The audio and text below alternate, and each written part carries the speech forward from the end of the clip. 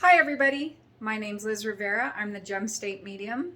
Welcome back. I wanted to hop on today and because it's Valentine's Day, I thought I would share where I've been, what's been going on for the last couple months, and why I haven't made any videos or accepted any new reading appointments.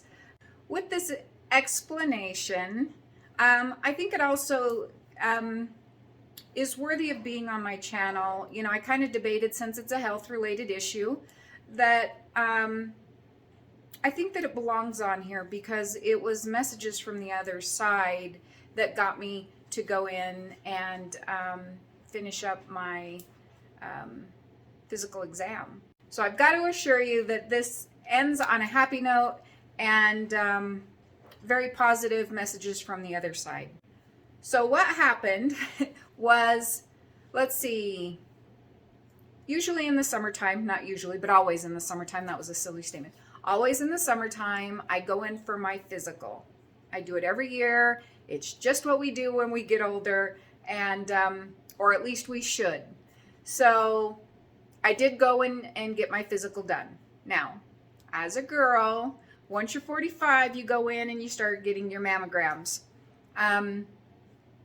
They give you a referral and you go get it done. After the physical and everything, I had a few things happen. Well, for one, my mother-in-law, who was 89 at the time, she was nearing the end, and we knew it. And we had time with her here at the house, and you know, her health was failing.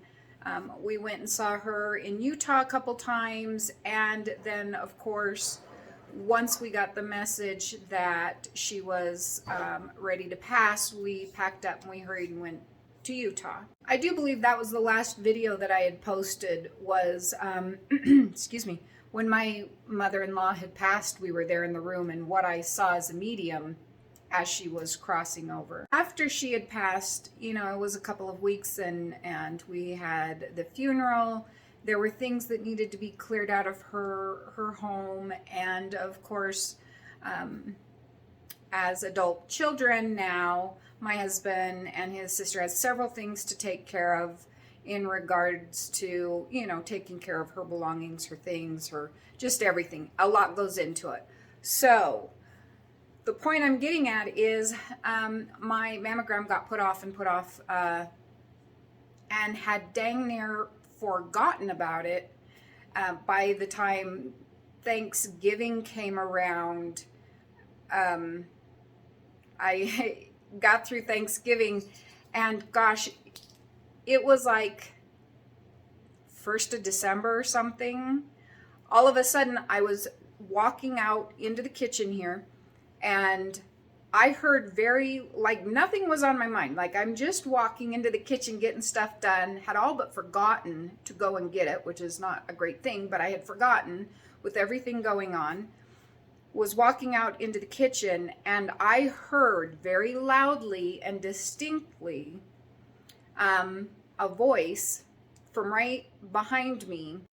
That voice was very loud and very urgent, and what it said was, "Now, go get your mammogram." And it caught me off guard and made me stop a second. I was like, did I just hear that?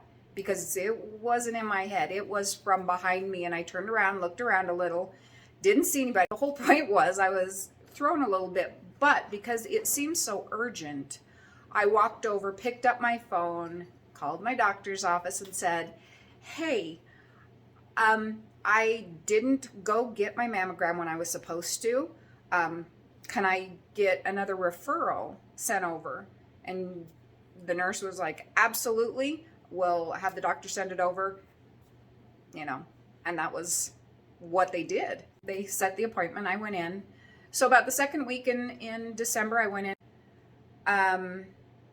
There was this weird feeling, and I don't know if it was because of the urgency and the insistent nature of the voice that, "Now go get your mammogram." Like, it was that, but there was kind of a I felt off. I've done these since I was 45. I'm 56 now.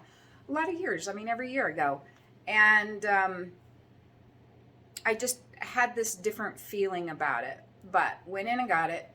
A week or two, about a week and a half later, I finally get a letter saying, hey, we saw something kind of sketchy. No, don't freak out. Don't worry. But why don't you come back in? We're going to redo one side, and we'll do an ultrasound if we still need to see a little bit more. But the radiologist came in, and I was like, oh yeah, here we go.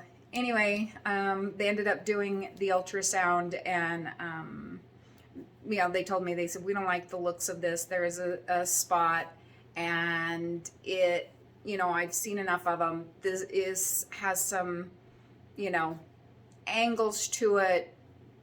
We need to send you in, and we're going to do a biopsy. So I went in, did the biopsy, and it came back that it was cancer. So I spent, by the next time I could get in, it was, finding all that out. Christmas happened, New Year's happened, and in between there, we're setting up appointments. Long story short, that's where I've been for, through the better part of December and into January. And now here we are in February. I had surgery on the 18th, and everything went really well. We caught it super early. And they took everything out that needed to go, all the cancer, all the stuff, the tissue around it. So it's all gone. I will have to do some radiation here. I think I start next week sometime at the Cancer Institute here in town. But that's, the guarded measures they do just to make sure it can't ever come back. So everything turned out positive. Now, the reason I'm telling you all this and decided to share, and I decided especially Valentine's Day, is because our loved ones continue to care for us even once they've passed. And I think this is a prime example of, we get so busy in our day-to-day lives that we don't always take care of ourselves like we should. And when you hear that voice, do not dismiss it. I know you guys have all had to have that, because we all have our loved ones around that look after us, in our sad moments, our down times, our, they're always sending messages and letting us know that they're still around and checking on us. So, keep in mind that they're always with us, and they're always protecting us, looking out for us, because why? They love us. Even when it's not Valentine's Day, they still love us. Even if we're not perfect, they still love us, and they'll look out for us. So with that, I hope you guys have a wonderful Valentine's Day. You guys take care, and I will talk to you next time. Bye. They're still looking out for us. And even when we forget, or if we have put ourselves in danger, whatever it may be. That was Rudy. Rudy was, I don't know, agreeing, making his bell jingle.